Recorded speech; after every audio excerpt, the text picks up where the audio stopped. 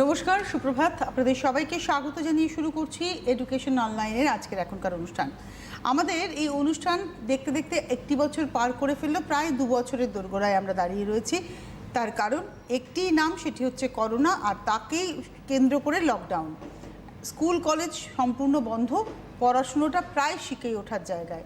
সেখানে দাঁড়িয়ে সিটিভিএনের একটি প্রয়াস যে বাড়িতে বসে আপনার ছেলে বা মেয়ে, অর্থাৎ তোমরা যারা ছাত্রছাত্রীরা, তারা যাতে পড়াশুনোটাকে চালিয়ে নিয়ে যেতে পারো এবং সিলেবাসটা যাতে তোমাদের ঘরে বসেও কমপ্লিট করা যেতে পারে। তো সেই প্রয়াসেই আজকে আমাদের সঙ্গে রয়েছেন প্রাঞ্জল দেব। আজকে প্রাঞ্জল বাবু আমাদেরকে পড়াবেন, তোমাদেরকে পড়াবেন দ্বাদশ শ্রেণীর অর্থনীতি। শুরু করি। তো সবাই জানো যে এখন লকডাউন চলছে, আর প্লাস এইচএস পরীক্ষাটাও পিছিয়ে গেছে। তো আমাদের হাতে আরও কিছুটা সময় পাওয়া গেল যে সিলেবাস যেগুলো রয়েছে সেগুলোকে আর একবার রিভিশন করার জন্য। তো আশা করছি সবারই প্রায় সিলেবাস শেষ হয়ে গেছে এই কদিনে। তা সত্ত্বেও আরেকবার পুরনো জিনিসগুলি আরেকবার ঝালিয়ে নিতে চাই। যেরকম কি আমি আজকে তাই জন্য দ্বাদশ শ্রেণীর যে অষ্টম চ্যাপ্টার রয়েছে যোগান সম্বন্ধে সব কিছু আলোচনা আমি আরেকবার করে তোমাদের সেই জিনিসগুলো আরেকবার মনে করে দিতে চাই, যাতে আগামী সময়ে যে তোমাদের এইচএস পরীক্ষাগুলো রয়েছে সেগুলো যাতে ভালো করে হয়। তো যাই হোক, শুরু করছি অষ্টম অধ্যায় যোগান। তো ফার্স্টে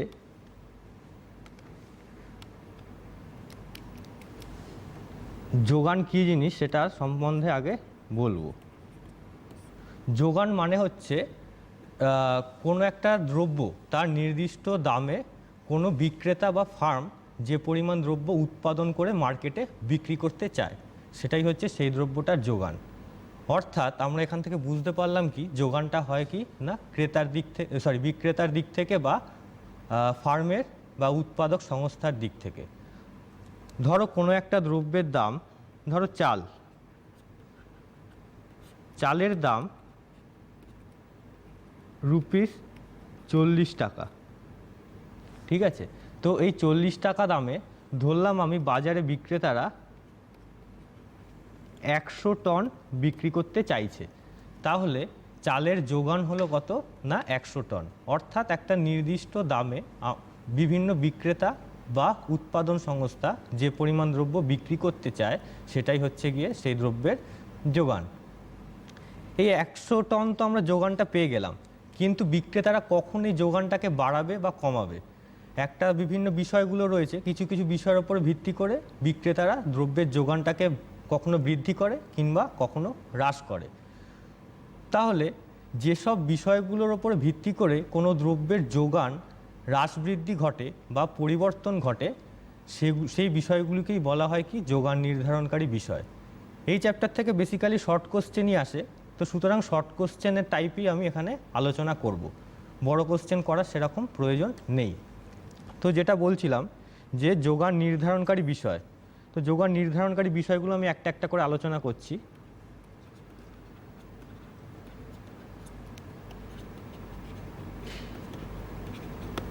যোগান নির্ধারণকারী বিষয় প্রথমেই হচ্ছে দ্রব্যের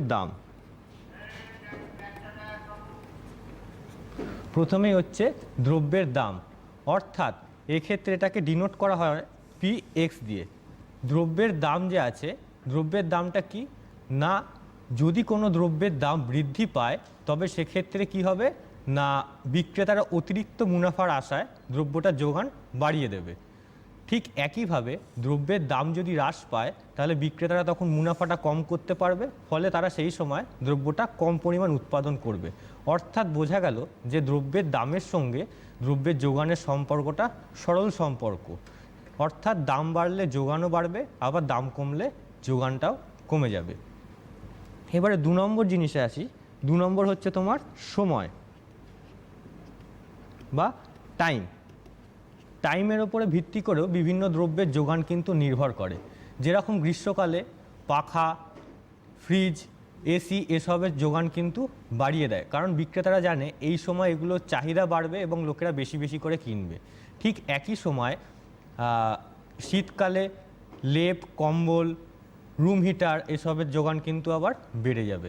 তার কারণ কি শীতকালে আবার মানুষ এইগুলো বেশি করে কিনবে। তো স্বাভাবিকভাবেই দেখা যাচ্ছে সময়ের উপর ভিত্তি করে কিন্তু বিভিন্ন দ্রব্যের যোগানটা নির্ভর করে।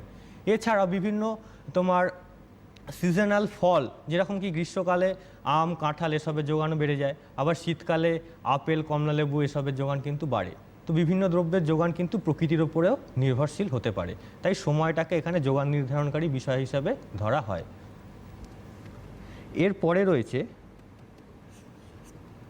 বিক্রেতার সংখ্যা।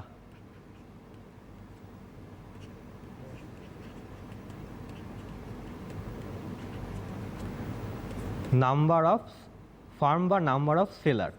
তো এইখানে বিক্রেতার সংখ্যা যত বৃদ্ধি পাবে তত কি হবে না, একটা উৎপাদন সংস্থার কিন্তু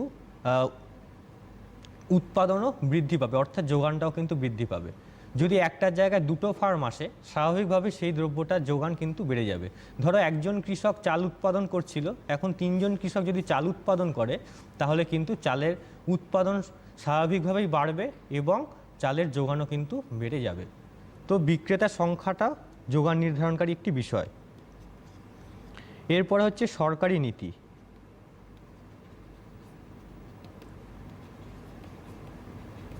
সরকারি নীতি, এইখানে সরকারি নীতি বলতে বেসিক্যালি বোঝায় ট্যাক্স এবং সাবসিডি।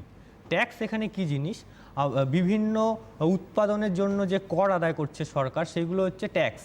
ঠিক আছে, ঠিক একইভাবে বিভিন্ন কৃষকদেরকে সরকার অনেক সময় কি করে না, ভর্তুকি প্রদান করে, অর্থাৎ কিছু টাকা দিয়ে সাহায্য করে, বা কোনো জিনিস, কোনো বীজের দাম, বীজের যে দাম হয় তার কিছুটা অংশ সরকার যদি প্রদান করে, তখন সেটাকে সাবসিডি বলে। আমরা সাধারণত চলতি কথা বলতে পারি বা সাধারণ উদাহরণ একটা দিতে পারি যে বিভিন্ন গ্যাস সিলিন্ডারে কিন্তু আমরা এই ভর্তুকি শব্দটা ইউজ করে থাকি, যেটা আমাদের প্রত্যেকের ব্যাংকে ঢোকে। অর্থাৎ আমাদের একটা গ্যাসের যে দাম আছে, সেই দামের কিছুটা অংশ সরকার আমাদেরকে দিচ্ছে, তো এটাই হচ্ছে সাবসিডি। স্বাভাবিকভাবেই যখন কোনো সরকার এই সরকারি নীতিতে যদি সাবসিডিটাকে বেশি করে দেয়, স্বাভাবিকভাবে কৃষকরা বা উৎপাদন সংস্থা কিন্তু সেক্ষেত্রে উৎপাদন বেশি করতে সক্ষম হয়। আগে ছিল আমাদের কৃষকদের সাবসিডি ছিল, বীজ প্রকরণের ক্ষেত্রে সাবসিডি ছিল, এখন যেটা আমাদের গ্যাসের ক্ষেত্রে কিছুটা পরিমাণ দিচ্ছে। হ্যাঁ, তো সেরকমভাবেই যদি এখানে সাবসিডি সরকার বেশি করে দেয়, স্বাভাবিকভাবে কৃষকরা কিন্তু বেশি উৎপাদন করতে সক্ষম হয়, অর্থাৎ সেক্ষেত্রে যোগান কিন্তু বাড়বে।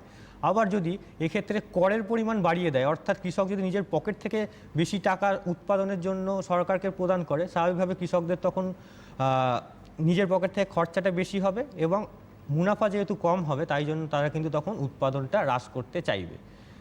তাই এখানে সরকারি নীতির ওপরেও কিন্তু কোনো দ্রব্যের যোগান বাড়বে না কমবে, এটা নির্ভর করছে। এরপরে হচ্ছে কাঁচামালের দাম।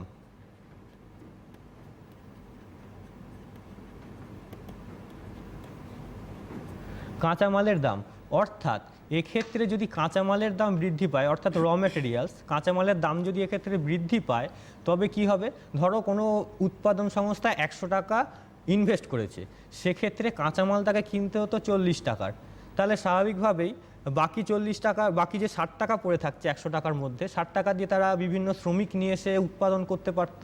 কিন্তু যদি এখন সে 100 টাকায় যদি সে ইনভেস্ট করে এবং কাঁচামালের দাম যদি বৃদ্ধি পায়, তবে সেক্ষেত্রে কি হবে না, সে কিন্তু ওই 40 টাকাতে কম পরিমাণ কাঁচামাল কিনতে পারবে। অর্থাৎ এখানে যদি 40 টাকায় কাঁচামালের জন্য বরাদ্দ থাকে, তাহলে আগে যে পরিমাণ কাঁচামাল পাচ্ছিল তার থেকে কিন্তু এখন কম পরিমাণ কাঁচামাল পাবে। তো স্বাভাবিকভাবেই কাঁচামালের যদি দাম বৃদ্ধি পায়, তাহলে কিন্তু সেক্ষেত্রে যোগানটা হ্রাস পেয়ে যাবে।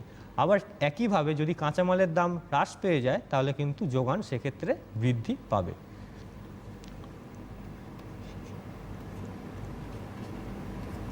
আচ্ছা, এরপরে শ্রমিকের মজুরি।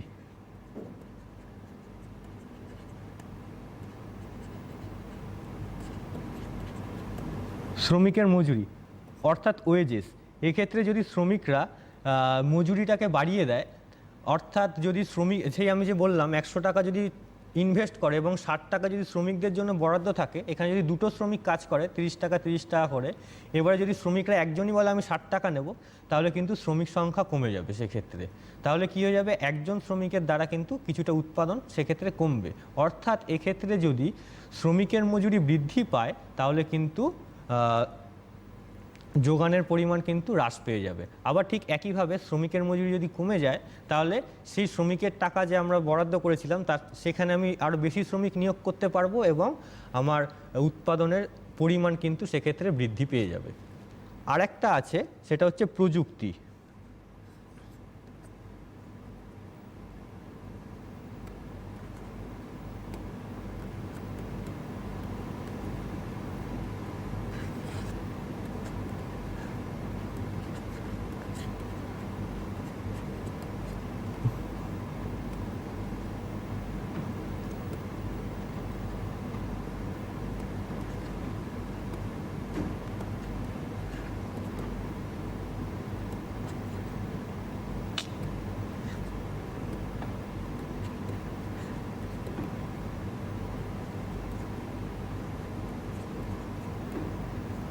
যাই হোক, প্রযুক্তি মানে হচ্ছে এক্ষেত্রে যদি কোনো দ্রব্যের ক্ষেত্রে নতুন কোনো প্রযুক্তি আসে, অর্থাৎ নতুন টেকনোলজি এলো, অর্থাৎ সেক্ষেত্রে কিন্তু আমরা কম সময়ে বেশি পরিমাণ দ্রব্য উৎপাদন করতে পারবো।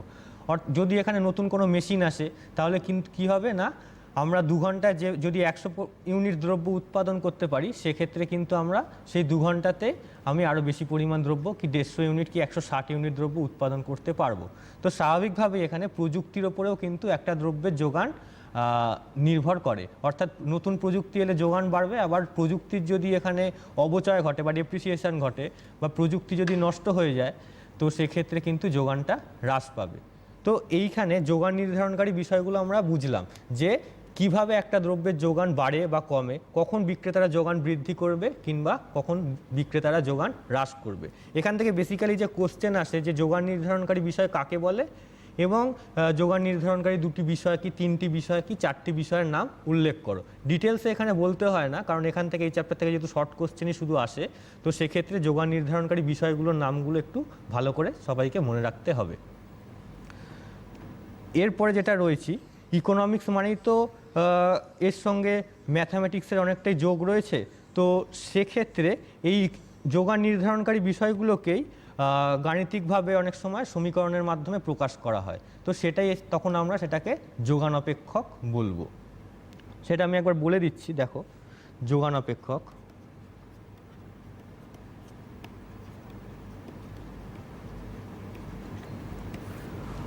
আমি একটু আগে যেটা দেখালাম যে প্রত্যেকটা যোগান নির্ধারণকারী বিষয়ের পাশেই কিন্তু একটা আলাদা আলাদা সিম্বল দিয়ে আমি ডিনোট করেছিলাম।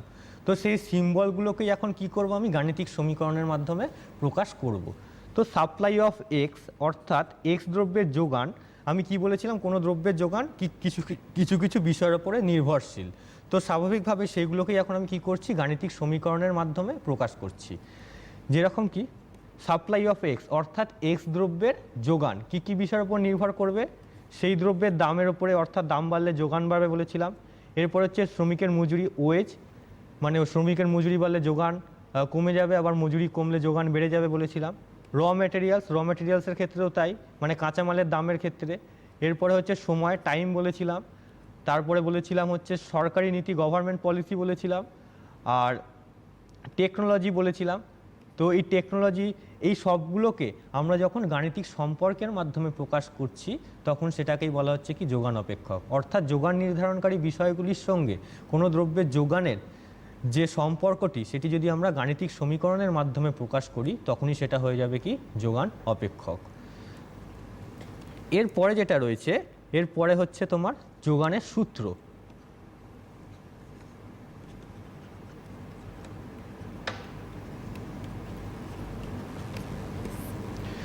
যোগানের সূত্র, অর্থাৎ এক্ষেত্রে যোগানের সূত্র কি, যোগানের সূত্র হচ্ছে আমি যে যোগান নির্ধারণকারী বিষয়গুলো বলেছিলাম, মানে শ্রমিকের মজুরি, র মেটেরিয়ালস, টাইম, সরকারি নীতি, প্রযুক্তি, এই যে শব্দগুলো ইউজ করেছিলাম, এইগুলো যদি পুরোটাই স্থির থাকে, অর্থাৎ সময় যেটা ছিল আগে সেই সময়টাই চলছে, অর্থাৎ যদি গ্রীষ্মকাল চলে গ্রীষ্মকালই চলছে, মানে সময়ের কোনো পরিবর্তন হয়নি।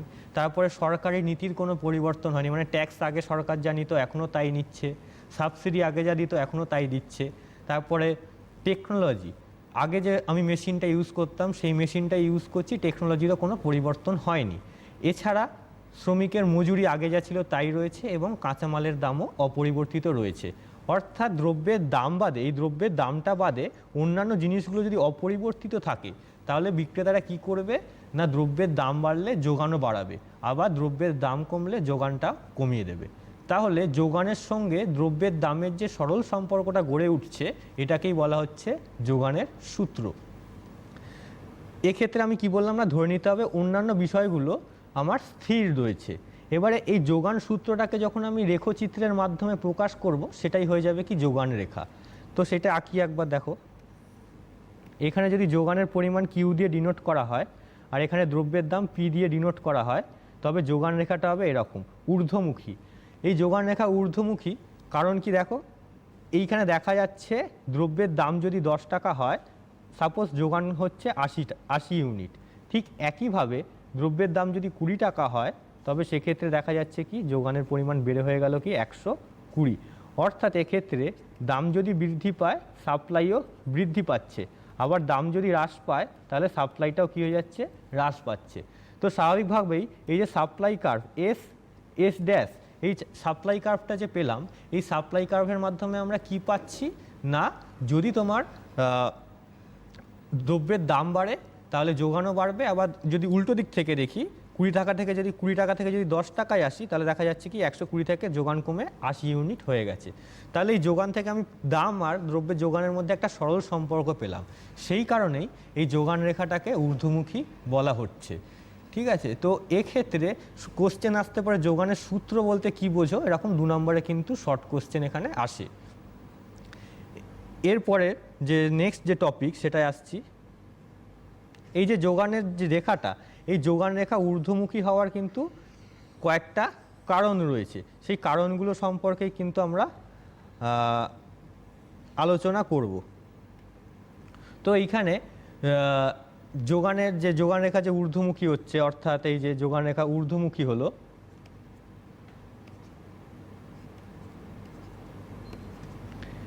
এই যোগান রেখা ঊর্ধ্বমুখী হওয়ার একটা কারণ হলো কি তোমার ভবিষ্যৎ দাম সম্পর্কে প্রত্যাশা।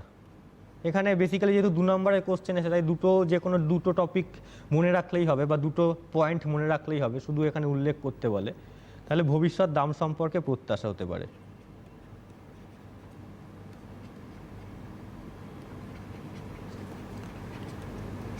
আমাদের সঙ্গে একজন বন্ধু যুক্ত হয়েছেন, দেখেনি তার কি প্রশ্ন রয়েছে। হ্যালো। হ্যাঁ, হ্যালো। হ্যাঁ, কে বলছো? হ্যাঁ, আমি হাওড়া আমরাপাড়া থেকে কথা বলছি, সিংজয় ঘোষ, ক্লাস 12। আচ্ছা, বলো তোমার কি হ্যাঁ, প্রশ্ন? আমার স্যারের কাছে একটা কোয়েশ্চেন ছিল যে যোগান রেখার যে স্থান পরিবর্তনের ঘটনাটা, তো সেটা যদি উনি একটুখানি সংক্ষেপে বুঝিয়ে দিতেন। হ্যাঁ, এটা এই যে যোগানের যে যোগান রেখার যে ঊর্ধ্বমুখী হচ্ছে সেই ঊর্ধ্বমুখীর এই টপিকটা বোঝানোর পরেই আমি যোগানের পরিবর্তন আর যোগানের পরিমাণের পরিবর্তন সম্পর্কে আলোচনা করব। তো যোগানের যখন আমি পরিবর্তন সম্পর্কে আলোচনা করব তখনই তোমার প্রশ্নের কিন্তু উত্তর পেয়ে যাবে। এর পরের টপিকে আমি ওটা আলোচনা করছি।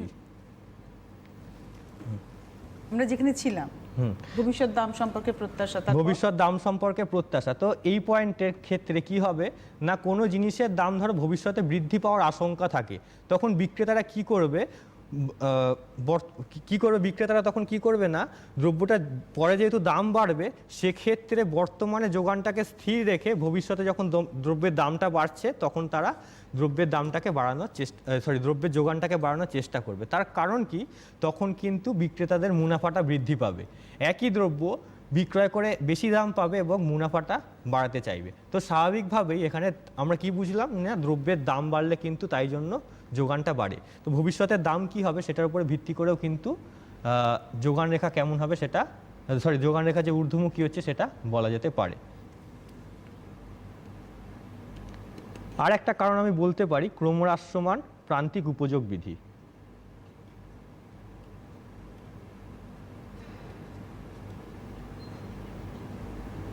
এটা ক্রমহ্রাসমান প্রান্তিক উপযোগ হবে না, ক্রমহ্রাসমান প্রান্তিক উৎপাদন হবে।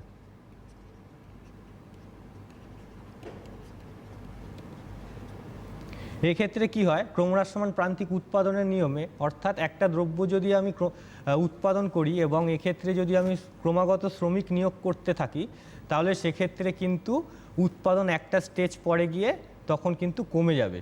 ঠিক আছে।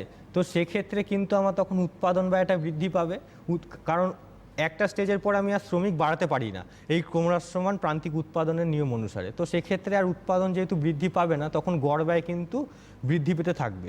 তো এই গড় ব্যয় যে বৃদ্ধি পাবে, এই গড় ব্যয় বৃদ্ধির কারণে কিন্তু বিক্রেতারা কি চাইবে, যখন তোমার দ্রব্যের দামটা বেশি পাচ্ছি, হ্যাঁ, তো সেক্ষেত্রেই আমি দ্রব্য যোগানটাকে বাড়িয়ে দেবো। কারণ এরপরে যদি ক্রমহ্রাসমান প্রান্তিক উৎপাদনের নিয়ম কার্যকর হয়, তখন আমার উৎপাদনটা কিন্তু আর বাড়বে না।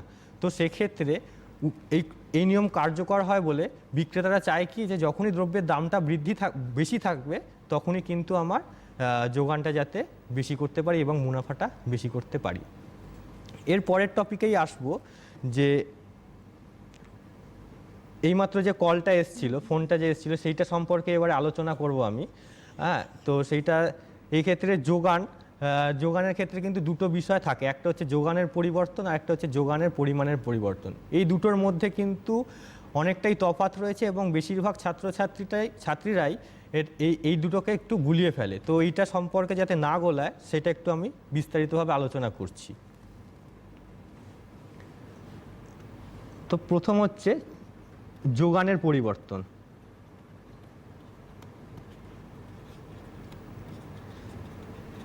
বা যোগান রেখা স্থান পরিবর্তন।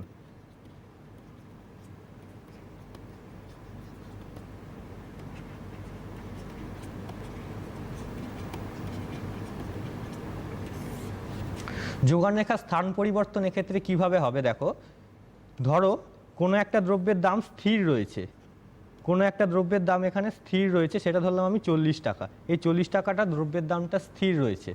তো এর সাপেক্ষে প্রথমে ধরো S1 যেটা ছিল যোগান রেখা, সেখানে যোগান হচ্ছে কি এখানে 80 কেজি ছিল বা 80 ইউনিট ছিল, মানে 40 টাকা দামে বিক্রেতারা 80 ইউনিট দ্রব্য বিক্রি করছে। ঠিক এই সময়তেই ধরো তোমার কোনো নতুন ফার্ম বাজারে এসে উপস্থিত হলো, তো স্বাভাবিকভাবে কি হবে না, দ্রব্যের যোগান কিন্তু বাড়বে, কিন্তু সেক্ষেত্রে কিন্তু দ্রব্যের দামটা একই থাকবে আমার। অর্থাৎ এক্ষেত্রে যদি কোনো নতুন ফার্মের উপস্থিত হয়, বা ধরো ওই যে গ্রীষ্মকাল পড়েছে, এখন কিন্তু আমাদের আম কাঁঠালের যোগান কিন্তু বাড়বে। অর্থাৎ দাম যদি আমাকে স্থির থাকে এবং নতুন কোনো ফার্ম আসার জন্য বা প্রকৃতিগত কোনো কারণে যদি যোগান বেড়ে যায়, ঠিক আছে, তো সেক্ষেত্রে কিন্তু আমার যোগানের পরিমাণ বৃদ্ধি পাবে এবং যোগান রেখা স্থানান্তরিত হবে। তাহলে সেক্ষেত্রে যোগান যদি বৃদ্ধি পায়, তাহলে আমরা বৃদ্ধি পেলে এই দিকে আসবো, 120 ইউনিট ধরো সাপোজ হয়ে যদি হয়ে যায়, তাহলে সেক্ষেত্রে কি হবে, S2-তে এলাম, মানে দ্রব্যের দামটা এক্ষেত্রে স্থির, কিন্তু কোনো কারণে দ্রব্যের যোগান বৃদ্ধি পেয়েছে। এক্ষেত্রে সরকার ভর্তুকির পরিমাণ যদি বাড়ে, তাহলে যোগান বৃদ্ধি পাবে, বা কাঁচামাল যে রয়েছে, কাঁচামালের দাম যদি সেক্ষেত্রে কমে যায়, তাহলেও কিন্তু দ্রব্যের যোগান বৃদ্ধি পাবে। অর্থাৎ দ্রব্যের দামটা যেটা রয়েছে 40 টাকা, এটা সবসময় স্থির থাকছে। এটা স্থির থাকা অবস্থায় যোগান নির্ধারণকারী যে অন্যান্য বিষয়গুলো আমি বলেছিলাম, তার মধ্যে কোনো একটা যদি পরিবর্তন হয়, তবে যোগানে যে প্রভাব ঘটে সেটাই হচ্ছে কি যোগানের পরিবর্তন। ঠিক একইভাবে এটা অনেক সময় হ্রাসও পেতে পারে। অর্থাৎ দ্রব্যের দাম স্থির থাকা অবস্থাতেই যদি অন্য কিছু নির্ধারণকারী বিষয়গুলোর পরিবর্তন ঘটে, তাহলে যোগানে যে প্রভাব ঘটছে সেটাই হচ্ছে যোগানের পরিবর্তন। যেহেতু এখানে একাধিক যোগান রেখার মাধ্যমে এটা ব্যাখ্যা করা হচ্ছে, তাই জন্য এটাকে যোগান রেখার স্থান পরিবর্তনও বলা হয়। তো যেই প্রশ্নটা একটু আগে এসেছিল, সেই প্রশ্নটা সম্পর্কে এখন আলোচনা করে দিলাম। আশা করি এটা বুঝতে পেরেছো, এবং অন্যান্য যদি কোনো ছাত্রছাত্রীদের আরও কোনো কনফিউশন থাকে, সেটাও তোমরা স্ক্রিনে যে নাম্বার যাচ্ছে সেটাতে বলতে পারো, আমি চেষ্টা করব। সরাসরি ফোন করতে পারো, স্যার রয়েছেন, তোমাদের প্রত্যেকটা প্রশ্নের উত্তর তিনি দেবেন। তোমরা যারা দ্বাদশ শ্রেণীতে রয়েছো, যারা চাইছো সিলেবাসটাকে, অর্থনীতি সিলেবাসটাকে ঝালিয়ে নিতে, যদিও যোগান চ্যাপ্টার নিয়ে কথা হচ্ছে, তোমরা যদি অন্য কোনো চ্যাপ্টারেরও কোনো প্রশ্ন করতে চাও, ডেফিনেটলি করতে পারো। তোমরা এই সরাসরি কথা বলার নাম্বারে ফোন করতে পারো। তো আমরা চলে যাই আবার আলোচনাতে, যেখানে ছিলেন আপনি। তো যোগানের পরিবর্তন যেরকম বললাম, ঠিক একইভাবে যোগানের পরিমাণের পরিবর্তন একটা টার্ম রয়েছে, যে দুটোর মধ্যে কিন্তু স্টুডেন্টরা একটু কনফিউশন হয় স্টুডেন্টদের মধ্যে। তো যোগানের পরিবর্তনটা বলে দিলাম যে এক্ষেত্রে দ্রব্যের দামটা স্থির থাকে আর অন্যান্য বিষয় পরিবর্তন হয়। আর যোগানের পরিমাণের পরিবর্তনের ক্ষেত্রে কি হবে দেখো,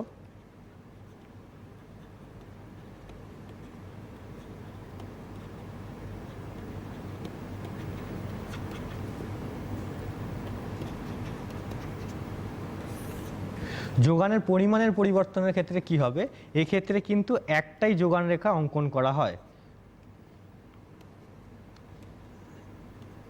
একটাই যোগান রেখা রয়েছে, অর্থাৎ এক্ষেত্রে কিন্তু দামটা পরিবর্তনশীল। 10 টাকা দাম, তখন যোগান হচ্ছে 40 ইউনিট। 20 টাকা দাম হলো, তখন বিক্রেতার অতিরিক্ত মুনাফার আশায় যোগানটাকে বাড়ালো, সেটা হয়ে গেল তখন 80 ইউনিট। তাহলে এখানে দ্রব্যের দাম বৃদ্ধির কারণে যোগানের যখন পরিবর্তন হচ্ছে বা যোগানের যে প্রভাব ঘটছে, সেটাই হচ্ছে কি যোগানের পরিমাণের পরিবর্তন। অর্থাৎ এই দুটোর মধ্যে মাথায় রাখতে হবে, যোগানের পরিবর্তনের ক্ষেত্রে কিন্তু দ্রব্যের দামটা স্থির ছিল, আর যোগানের পরিমাণের পরিবর্তনের ক্ষেত্রে কিন্তু দ্রব্যের দামটা পরিবর্তনশীল এবং অন্যান্য জিনিসগুলো এখানে স্থির হয়ে রয়েছে। অর্থাৎ র মেটেরিয়ালসের দাম, শ্রমিকের মজুরি, বিক্রেতার সংখ্যা, এগুলো কিন্তু এক্ষেত্রে স্থির। শুধুমাত্র দ্রব্যের দাম যেটা রয়েছে, এই দ্রব্যের দামটা পরিবর্তন হয়েছে।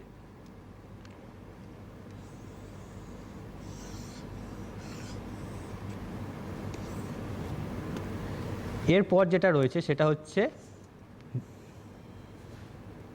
ব্যক্তিগত যোগান রেখা।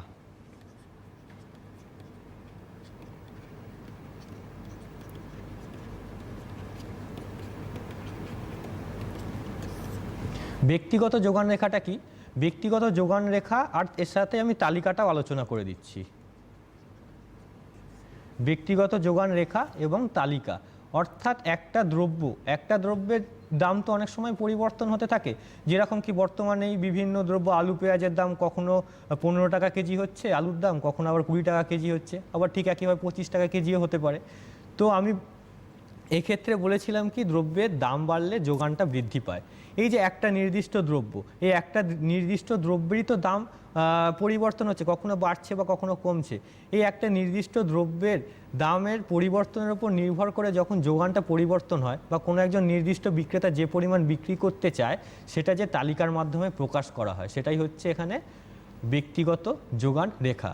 যদি এটা ছকের মাধ্যমে দেখাই, তালিকার মাধ্যমে, সেটা হচ্ছে ধরো এখানে দাম মাপছি, আর এটা যোগান। আচ্ছা, বিক্রেতা এ নামক একজন বিক্রেতার আমি এটা পরিমাপ করছি। একটা দ্রব্যের দাম, নির্দিষ্ট দ্রব্য, সেটা হলো ধরো চালের দাম 40 টাকা যখন দাম, তখন এ নামক বিক্রেতা বাজারে বিক্রি করছে ধরো 100 ইউনিট। ঠিক আছে, তো একইভাবে এবারে দামটা যখন বৃদ্ধি পাচ্ছে, তখন সে বিক্রি করছে মার্কেটে 120 ইউনিট। আবার যখন দামটা 60 টাকা হলো, তখন সে বাজারে বিক্রি করছে 150 ইউনিট। মানে একটা দ্রব্যেরই বিভিন্ন দামে যখন কোনো একজন নির্দিষ্ট বিক্রেতা বিভিন্ন পরিমাণ যোগান করছে, তো সেটা যে তালিকার মাধ্যমে প্রকাশ করা হয়, সেটাই হচ্ছে ব্যক্তিগত যোগান তালিকা। এবারে এই তালিকাটাকেই আমি কি করছি, একটা গ্রাফের মাধ্যমে বা রেখচিত্রের মাধ্যমে প্রকাশ করছি, তখনই সেটা হয়ে যাবে কি ব্যক্তিগত যোগান রেখা। এটা একটা যোগান রেখা, ব্যক্তিগত যোগান রেখা। এক্ষেত্রে দেখো এই যে জিনিসটা যেটা করলাম, এটার উপরেই কি হচ্ছে না ভিত্তি করে এটা আঁকছি। ফার্স্টে যখন 40 টাকা দাম, সে বিক্রি করছে 80, তারপরে দাম হলো কত 50 টাকা, সে তখন বিক্রি করছে 120, এখন বিক্রি করছে 150, 60 টাকা দাম হলো। অর্থাৎ আমি যে ব্যক্তিগত যোগান তালিকাটা করেছিলাম, সেটাকেই আমি কিন্তু এখন ছবির মাধ্যমে বা লেখচিত্রের মাধ্যমে প্রকাশ করছি। তো এটাই হয়ে গেল কি ব্যক্তিগত যোগান রেখা, আর এটা ছিল কি ব্যক্তিগত যোগান তালিকা। ঠিক একইভাবে এটা একটা নির্দিষ্ট বিক্রেতার উপর ভিত্তি করে বলা হলো, ঠিক একইভাবে এটা কিন্তু একটা দেশে কোনো একটা নির্দিষ্ট দ্রব্যের যোগান কতটা হলো, সেটাও কিন্তু এখানে এরকমভাবে বিচার করা যায়। সেটাকেই বলা হচ্ছে কি বাজার যোগান, বা এগ্রিগেট সাপ্লাইও অনেক সময় বলা হয়, aggregate supply of a particular goods, অর্থাৎ কোনো একটা নির্দিষ্ট দ্রব্যের বাজার যোগান। এরপরে হচ্ছে বাজার যোগান রেখা এবং তালিকা।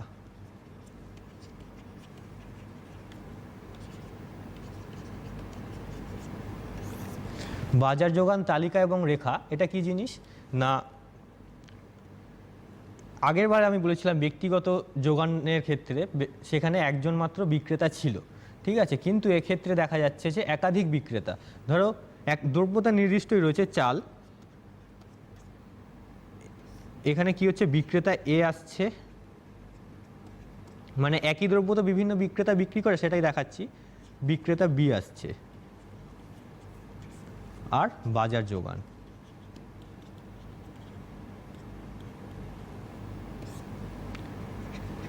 আর এখানে দাম পরিমাপ করছি। এখানে আমরা বাজারে গেলে দেখতে পাবো বাজারে যত বিক্রেতা রয়েছে সব বিক্রেতাই কিন্তু দ্রব্যটা একই দামে বিক্রি করে, কারণ একই ক্যাটাগরির যেহেতু দ্রব্য। এক্ষেত্রে যদি কোনো বিক্রেতা দামটাকে বাড়িয়ে দেয় অন্য বিক্রেতার থেকে, তাহলে স্বাভাবিকভাবেই তার থেকে কেউ জিনিসটা কিনতে যাবে না। তো এক্ষেত্রে সকল বিক্রেতার কাছে একটা দ্রব্যের সেম দাম থাকে, সেটা হচ্ছে কি 10 টাকা ধরলাম একসময় দাম, কিন্তু বিক্রেতারা নিজেদের ইচ্ছা মতন বিক্রি করতে পারে। তো 10 টাকা দামে বিক্রেতা এ বিক্রি করেছে 100 ইউনিট, আর বিক্রেতা বি বিক্রি করেছে 120 ইউনিট। তাহলে এই দুটো যোগ করলে আমি কি পেয়ে যাব? মার্কেটে টোটাল চাল কতটা এলো না 220 ইউনিট। তো একটা নির্দিষ্ট দামে বা একটা দ্রব্যের বিভিন্ন দামে বিভিন্ন বিক্রেতারা যে বিভিন্ন পরিমাণ দ্রব্যটি বিক্রি করছে সেটি সমষ্টি হলো কি বাজার যোগান বা বাজার যোগান তালিকা। এবারে 20 টাকা যখন দাম হচ্ছে, বিক্রেতা 150 ইউনিট বিক্রি করছে, বিক্রেতা বি বিক্রি করছে 200 ইউনিট, তো বাজারে টোটাল বিক্রি হলো 350। ঠিক আছে, তো এটাই হচ্ছে কি বাজার যোগান তালিকা বা যেটার মাধ্যমে আমরা একটা নির্দিষ্ট দ্রব্যেরই বিভিন্ন পরিমাণ যে বিক্রি হচ্ছে মার্কেটে, বিভিন্ন বিক্রেতারা যে বিক্রি করছে সেটারই আমরা সমষ্টি করে পাচ্ছি। তো এই জিনিসটাকেই যখন আমি আবার রেখাচিত্রের মাধ্যমে প্রকাশ করব, তো সেটাই হয়ে যাবে কি বাজার যোগান রেখা। তো দেখো কি হচ্ছে, আমি 20 টাকা দামটাকে নিলাম পার্টিকুলারলি। তো 20 টাকা দামে বিক্রেতার এ যে রয়েছে 20 টাকা দামে বিক্রি করছে কত? 150। এটা হচ্ছে ব্যক্তিগত যোগান রেখা, হলো এর ব্যক্তিগত যোগান রেখা। আবার এইখানে বি এর ব্যক্তিগত যোগান রেখাটা বার করি, সেক্ষেত্রে কি হবে? দাম যেহেতু স্থির সবার ক্ষেত্রে, তাই 20 টাকাটাই হচ্ছে। বিক্রেতা বি বিক্রি করছে কত? 200 ইউনিট। ঠিক একইভাবে বাজার দামটাও তো আমার 20 টাকায়, তো 20 টাকাটা এরা সমান্তরালভাবে থাকবে। তাহলে বাজারে বিক্রি হয়েছে আমার কত না 350 ইউনিট। তাহলে এটা আমরা কি করে পেলাম? ব্যক্তিগত যে যোগান রেখাগুলো আছে, ব্যক্তিগত যোগান রেখার কিন্তু আনুভূমিক সমষ্টির দ্বারা বা অনুভূমিক সমষ্টির দ্বারা। কারণ কি, যদি আমরা উলম্বভাবে সমষ্টি করতাম তাহলে কিন্তু এটা 40 টাকা হয়ে যেত। দ্রব্যের দামটা কিন্তু 40 টাকা নয়, 20 টাকায়। তাই জন্য এক্ষেত্রে বাজার যোগান রেখাটা আমরা কি করে পাচ্ছি না ব্যক্তিগত যোগান রেখাগুলোর অনুভূমিক সমষ্টির দ্বারা। এখানে 150 আর এই 200 সমষ্টি করে আমরা পেয়েছি কত? 350। তাহলে এটাই হচ্ছে আমার বাজার যোগান। বাজার যোগান তালিকা এবং বাজার যোগান রেখা সম্পর্কে আলোচনা করা হয়ে গেল। এরপরে যেটা রয়েছে যোগানের স্থিতিস্থাপকতার ধারণা।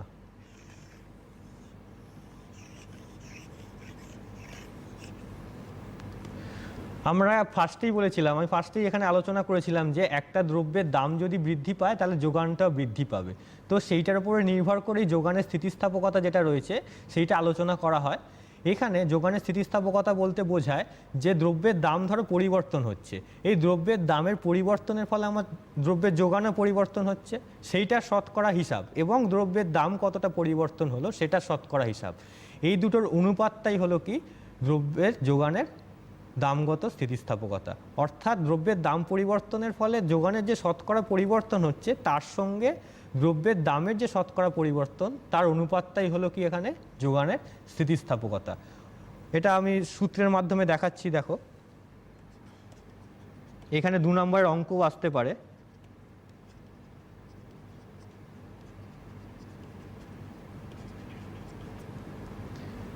ইলাস্টিসিটি অফ সাপ্লাই, এটা হচ্ছে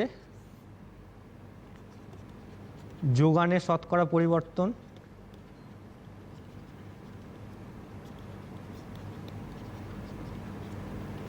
বাই দামের শতকরা পরিবর্তন। অর্থাৎ দেখা যাচ্ছে এখানে কিন্তু আমরা শতকরা হিসাবটা ব্যবহার করছি। তো এই দুটোর যে অনুপাত, যোগানের শতকরা পরিবর্তন এবং দ্রব্যের দামের শতকরা পরিবর্তন, এই দুটোর অনুপাত যে হচ্ছে, এই দুটোর অনুপাতই কিন্তু যোগানের দামগত স্থিতিস্থাপকতা। তো এটার ফর্মুলা কি হবে? Delta Q by Q1 into 100 by delta P by P1 into 100, এটা হচ্ছে ফর্মুলা। এইখান থেকে ডেল্টা কিউ কি ডিনোট করে? যোগান কতটা পরিবর্তন হয়েছে সেইটা। আর Q1 যেটা রয়েছে, Q1 কি ডিনোট করছে? প্রাথমিক যে যোগানটা ছিল সেই যোগানটা। ডেল্টা পি ডিনোট করছে দামের পরিবর্তন, আর P1 যেটা আছে সেটা ডিনোট করছে প্রথম যে দামটা ছিল সেইটা। তো এইখানে এটাকে ভাঙলেই 100 কেটে যায় এবং আমরা কি পাবো? Delta Q by delta P into P1/Q1। যেহেতু নিচের ভগ্নাংশটা এখানে ওপরে এবং নিচে দুদিকে যেহেতু ভগ্নাংশ রয়েছে, নিচের ভগ্নাংশটা যেহেতু এখানে উল্টে যায়, তাই জন্য P1টা এখানে উপরে চলে গেল আর ডেল্টা পি যেটা ছিল সেটা নিচে চলে এলো।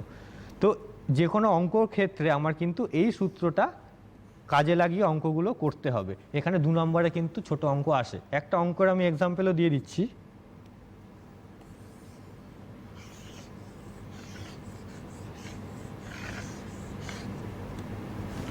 ধরো অঙ্ক রয়েছে দ্রব্যের দাম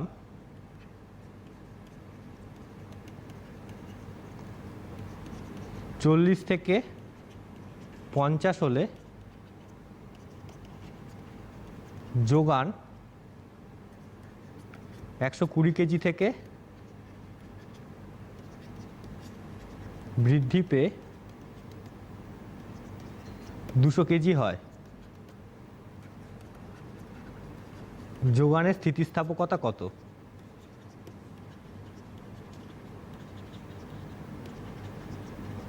এটা রয়েছে। তো আমি সূত্রটা কি বলেছিলাম, delta Q by delta P into P1/Q1, এটা হচ্ছে ফর্মুলা। এই ফর্মুলাটা আমি কিন্তু বলেছিলাম। তো এক্ষেত্রে P1 কত হবে? P1 বলেছিলাম প্রথম দামটা, তো P1 প্রথম দাম হচ্ছে 40, P2 পরের দাম হচ্ছে 50, বেড়ে গিয়ে হয়েছে কত? 50। তাহলে এখানে ডেল্টা পি মানে দামের পরিবর্তনটা কত হবে? P2 মাইনাস P1 সমান সমান 50 মাইনাস 40 সমান সমান 10। ঠিক একইভাবে Q1 মানে প্রথম যে যোগানটা ছিল সেটা হচ্ছে 120, তাহলে Q1 120 আর Q2 হচ্ছে গিয়ে পরে হয়েছে 200 কেজি। তাহলে এক্ষেত্রে ডেল্টা কিউ কত হবে? Q2 মাইনাস Q1 সমান সমান 200 মাইনাস 120 সমান সমান 80। তাহলে এইখানে আমি এই সূত্রটাতে প্রত্যেকটার ভ্যালুই আলাদা আলাদা করে পেয়ে গেলাম। ডেল্টা কিউ যেটার ভ্যালু পেয়েছি 80, ডেল্টা পি যেটার ভ্যালু পেয়েছি আমি 10, P1 যেটা হচ্ছে 40 আর Q1 যেটা হচ্ছে 120। এবার এটা অঙ্কটা করে দেখছি কত হয়।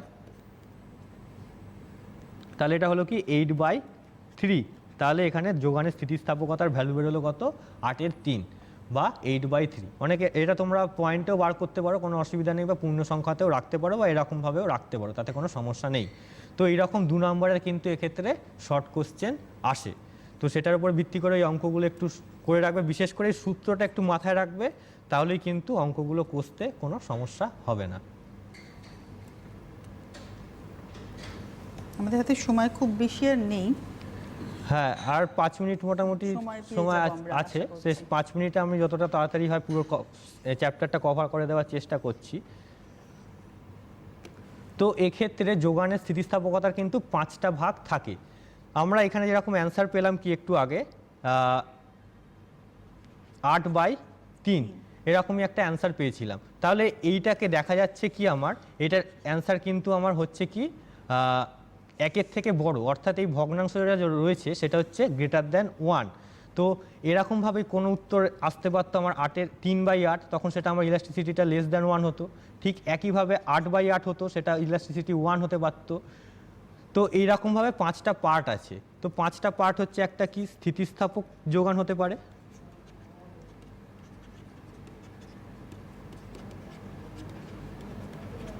স্থিতিস্থাপক যোগানের ক্ষেত্রে কি হবে? স্থিতিস্থাপক যোগান তখনই বলবো যদি এটার অ্যান্সার ই গ্রেটার দ্যান 1 হয়। ই গ্রেটার দ্যান 1 অর্থাৎ যদি এক্ষেত্রে আমি কি বললাম গ্রেটার দ্যান 1 কখন হবে? যদি ওপরেরটা 10% হয় আর নিচেরটা হয় তোমার 5%, তাহলে কিন্তু সেক্ষেত্রে সেই জিনিসটার স্থিতিস্থাপকতা কত হবে? 10/5 অর্থাৎ 2 = 2, যেটা হচ্ছে গ্রেটার দ্যান 1। অর্থাৎ এখানে যদি যোগানটা বেশি হারে পরিবর্তন হয় এবং দামটা কম হারে পরিবর্তন হয় তখন সেটাকে স্থিতিস্থাপক যোগান বলে। ঠিক একইভাবে অস্থিতিস্থাপক হতে পারে।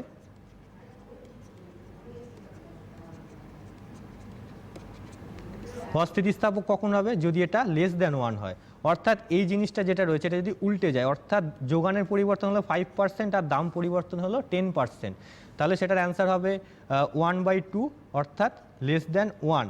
তো অর্থাৎ এখানে দামটা যদি বেশি হারে পরিবর্তন হয় এবং যোগানটা যদি কম হারে পরিবর্তন হয় সেটাকে বলা হচ্ছে অস্থিতিস্থাপক যোগান। আর 3টে পার্ট রয়েছে এরকম ছোট ছোট, সেটা বলে দিচ্ছি খুব তাড়াতাড়ি। একক স্থিতিস্থাপক হতে পারে,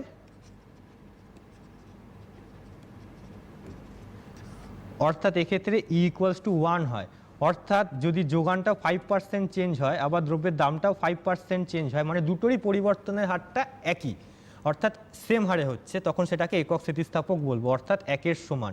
এক্ষেত্রে কিন্তু যোগান তখন একক স্থিতিস্থাপক হবে, অর্থাৎ 1-এর সমান হবে। আর দুটো হতে পারে তোমার, এক্ষেত্রে কখনো তোমার ইনফিনিটি হয়, অর্থাৎ যোগানের মান পাওয়া যায় না, যোগানের স্থিতিস্থাপকতার মান পাওয়া যায় না, আবার কিছু ক্ষেত্রে যোগানের স্থিতিস্থাপকতা 0 হয়। তো সেটাই বলছি এবারে, সম্পূর্ণ স্থিতিস্থাপক যোগান।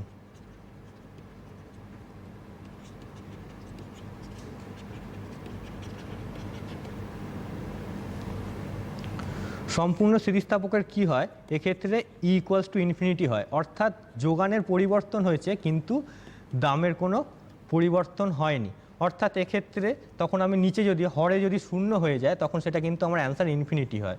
অর্থাৎ এক্ষেত্রে ধরো তোমার কোনো নতুন টেকনোলজি এলো, অর্থাৎ নতুন টেকনোলজিতে কী হচ্ছে, একই সময় বেশি পরিমাণ দ্রব্য উৎপাদন হচ্ছে কিন্তু দ্রব্যের দাম একই রয়েছে, তাহলে এক্ষেত্রে কি হবে, দ্রব্যের যোগানটা কিন্তু বেড়ে যাবে এবং দ্রব্যের দামের কোনো পরিবর্তন হবে না, অর্থাৎ 0।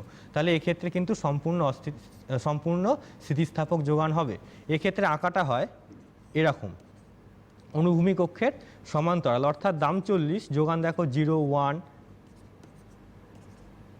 1, 2, 3 এরকম, মানে যোগান বাড়ছে কিন্তু দ্রব্যের দামটা এটা স্থির রয়েছে। ঠিক একইভাবে আর একটা জিনিস হতে পারে সম্পূর্ণ অস্থিতিস্থাপক যোগান। লাস্ট পয়েন্ট এটাই।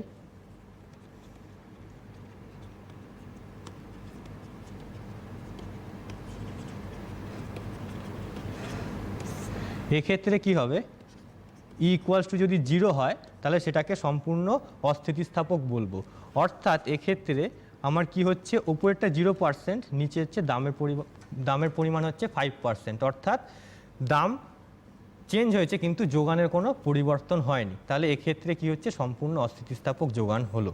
এক্ষেত্রে আঁকাটা হবে উলম্ব অক্ষের সমান্তরাল। এই দুটো কিন্তু শর্ট কোশ্চেন আসে। আমাদের হাতে আজকে আর সময় নেই, এবার আমাদের অনুষ্ঠানের শেষে আমরা একদম দাঁড়িয়ে আছি।